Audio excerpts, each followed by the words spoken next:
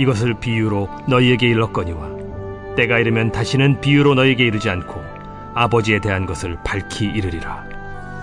그날에 너희가 내 이름으로 구할 것이요 내가 너희를 위하여 아버지께 구하겠다 하는 말이 아니니 이는 너희가 나를 사랑하고 또 내가 하나님께로부터 온 줄을 믿었으므로 아버지께서 친히 너희를 사랑하심이라.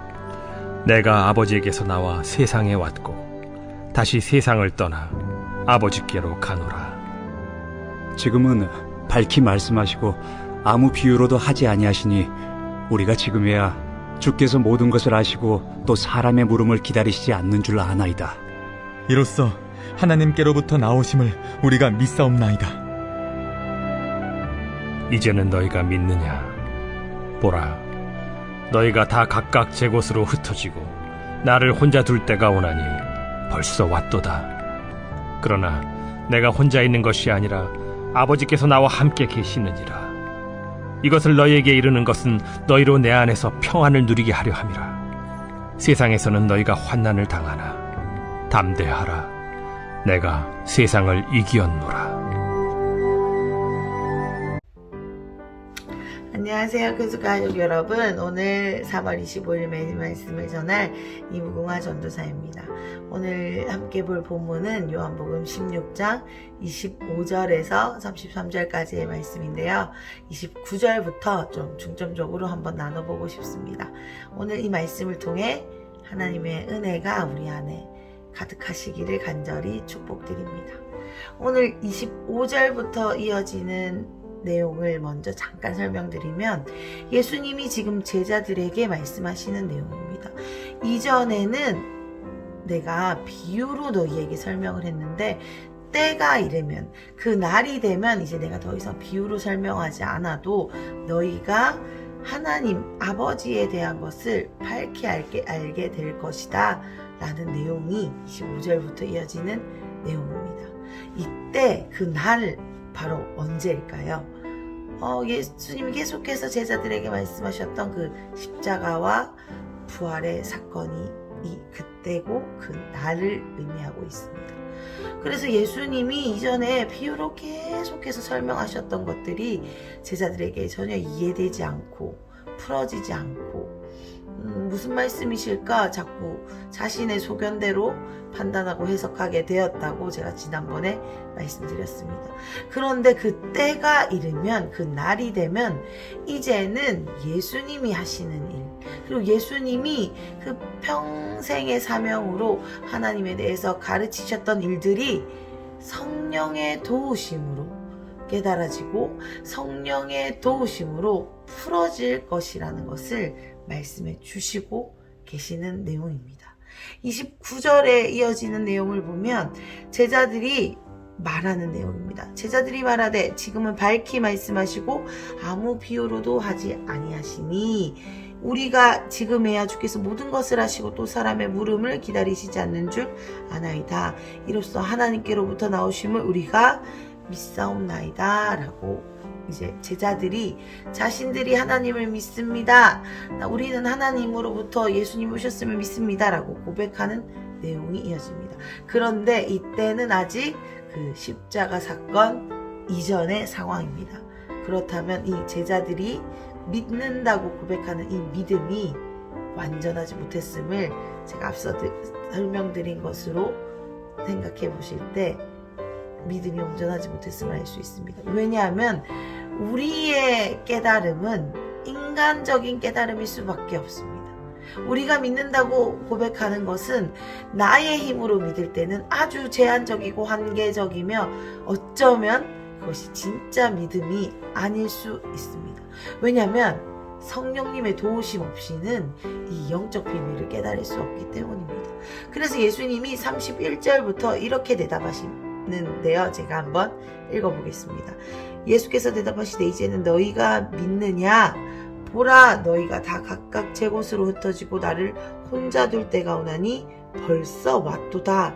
그러나 내가 혼자 있는 것이 아니라 아버지께서 나와 함께 계시느니라.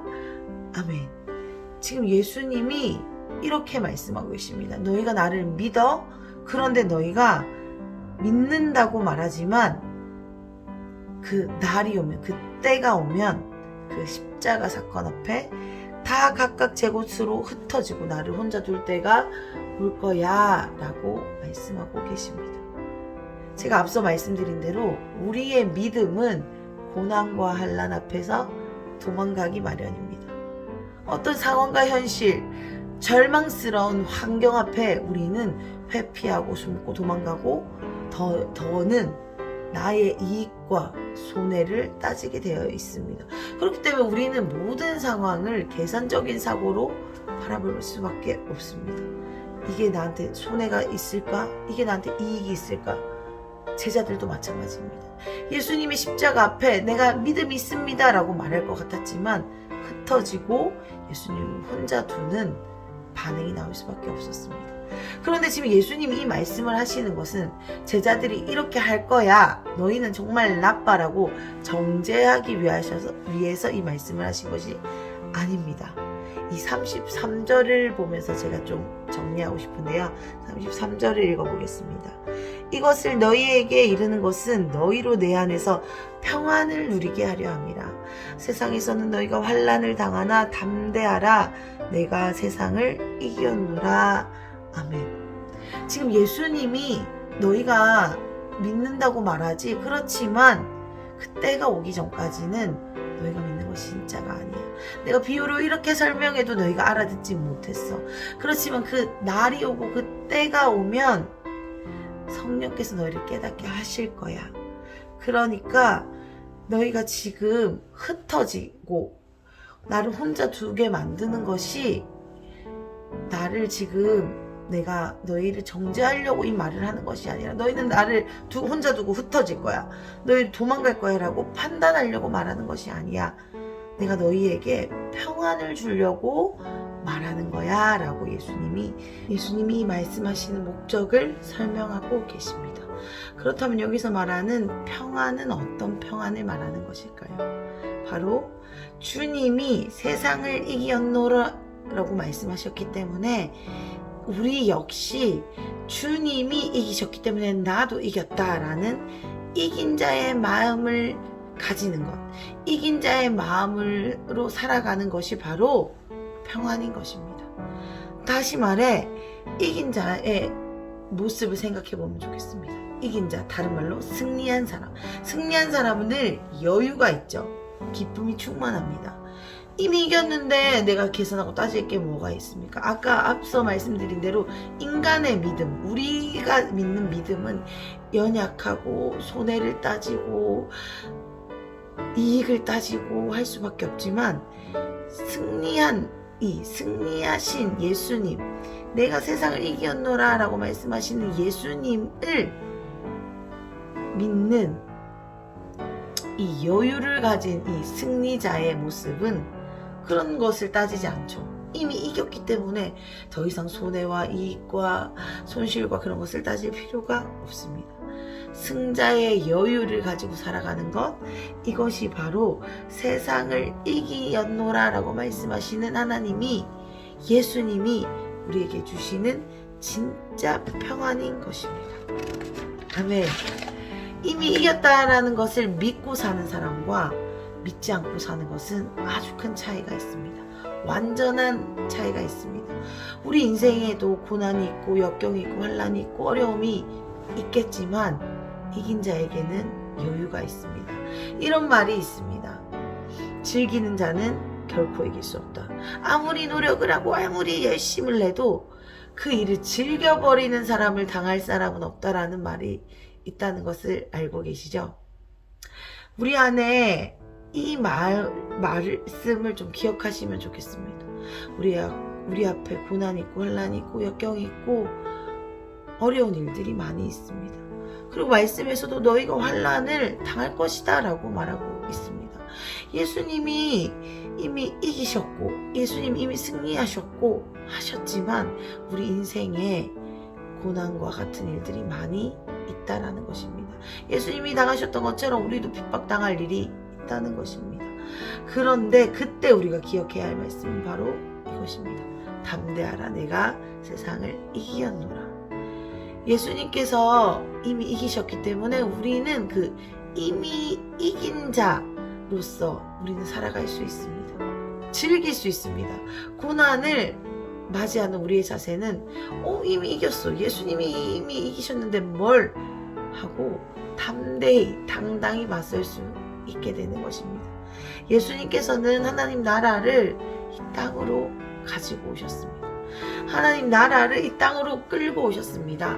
그랬기 때문에 우리가 지금 있는 이 시간, 우리가 함께하는 이 가족들, 직장 생활, 학교 생활, 내가 함께 교제하는 우리 셀과 하나님이 이 땅에 오신 것을 누리면서 충분히 경험할 수 있습니다. 왜냐하면 예수님이 그 역할을 해주셨기 때문이죠. 그렇기 때문에 우리가 죽어서만 꼭 천국을 가는 것이 아니라 지금 우리가 처한 환경이 힘들고 어렵지만 그 가운데서도 우리는 하나님 나라를, 하나님의 천국을 누릴 수 있는 것입니다. 제자들은 이 그때가 이르자 성령을 받고 이 성령을 체험하고 완전히 다른 삶으로 뛰어들었습니다. 고난을 즐기게 되었습니다. 이전에 계산하고 재고 흩어지고 예수님을 혼자 두는 자들이었다면 성령의 충만함으로, 성령의 도우심으로 깨달음이 풀어지자 그들은 삶을 내던지기 시작합니다. 그들의 삶을 내던지지 않고는 견딜 수 없게 되었습니다. 진짜 믿음은 계산하지 않습니다. 진짜 믿음은 손해를 따지지 않습니다. 진짜 세상을 이겼노라 라고 말씀하신 예수님을 믿는 자, 그런 예수님을 따르는 자는 예수님과 함께 승리자의 권위를 받게 됩니다. 승리자의 여유를, 승리자만이 누릴 수 있는 평안을 가지게 되는 것입니다. 사랑하는 큰숙 가족 여러분, 오늘 이 말씀을 통해서 우리의 믿음의 현주소를 돌아보면 좋겠습니다. 우리가 여전히 주님의 말씀을 깨닫지 못하고 있을 때가 많습니다. 아니, 우리라고 말하기 너무 죄송스러울 정도로 저는 그럴 때가 많습니다. 그런데 하나님이 분명히 우리에게 말씀하신 것은 그때가 되면 예수님의 십자가의 구원의 기쁨을 경험한 자들은 그 이후에 성령의 충만함을 받고 성령이 깨닫게 하심을 통해 하나님 나라의 비밀을 깨닫게 된다는 것입니다. 그리고 더는 세상을 이긴 자, 그 세상을 이기신 예수님의 승리가 다른 사람에게로 가는 것이 아니라, 세상을 이긴 승리가 예수님에게서만 끝나는 것이 아니라 바로 나의 승리로 임하게 되고 나의 승리로 취할 수 있게 된다는 것입니다. 사랑하는 큰숙 가족 여러분, 오늘 내가 어디에 믿음을 두고 있는지 돌아봅시다. 내 믿음의 현주소가 그때 이전의 삶인지 그때 이후의 삶인지, 승리하신 예수님을 믿고 사는 삶인지 믿지 않고 사는 삶인지 나의 믿음의 현주소를 돌아보면 좋겠습니다. 그리고 또 내가 이미 이긴 자로서의 평안을 누리고 있는지, 그 평안, 그 여유, 그 기쁨, 그 감사, 심지어 그렇기 때문에 고난을 즐기는 마음으로 우리가 그렇게 살아가고 있는지, 아니면 패배자의 모습으로 늘 힘들고 불평하고 불만하며 살아가고 있는지 한번 돌아보시면 좋겠습니다. 그래서 정말 내가 혹시 승리자의 기쁨, 그 고난을 즐기는 여유가 내 안에 전혀 없다면 오늘 하나님 저에게 그런 평안을 허락해 주십시오. 담대하라 내가 세상을 이겼노라 라고 말씀하신 주님의 선포가 제 안에 풀어지게 해주십시오 라고 기도하시며 하루를 시작하시면 좋겠습니다. 제가 기도하고 묵상을 마치겠습니다. 하나님 감사합니다. 하나님, 우리에게 수없이 말씀해 주신 하나님, 그런데 정말로 그 말씀을 비유로 또한 우리가 알아듣기 쉽도록 그렇게 많이 설명해 주셨지만 우리의 믿음의 수준이 너무나도 연약하고 부족해서 깨닫지 못할 때가 많았습니다. 그럼에도 불구하고 예수님은 저를 위해서 또 우리를 위해서 십자가를 지셨고 그 위에서 약속하신 대로 성령을 보내주셔서 우리를 깨닫게 하셨습니다. 또한 그뿐 아니라 우리가 세상을 이긴 자로 살아갈 수 있도록 그런 평안을 우리에게 이미 예수님을 통해서 허락해 주셨음을 인하여 감사드립니다. 그런데 하나님, 제가 그런 자의 여유, 그런 평안이 제 안에 없음을 회개합니다. 이제는 주님, 제 안에 이긴 자로서의 삶의 모습이 풀어질 것을 간절히 구하고 선포합니다. 주님, 사랑하는 우리 큰숲 가족들 한 명 한 명의 가정과 삶과 일터와 또한 학교와 우리 가족들이 거하시는 모든 것 위에 이긴 자의 평안이 풀어지게 하여 주십시오. 이긴 자로서 고난을 즐기고 환난을 즐기고 또한 하나님 주신 것들을 감당하고도 남는 믿음이 우리 사랑하는 큰숲 가족들과 제 마음에 풀어지도록 하나님 인도하여 주십시오. 오늘 주신 이 말씀을 기억하면서 담대하라 세상을 이겼노라는 말씀을 붙들고 오늘을 하루 살아가오니 주님, 오늘 하루 제가 세상을 이긴 자로서 담대하게 씩씩하게 감사함으로 고난 가운데 걸어갈 수 있도록 인도하여 주시옵소서. 감사합니다. 주님, 예수님의 이름으로 기도드렸습니다.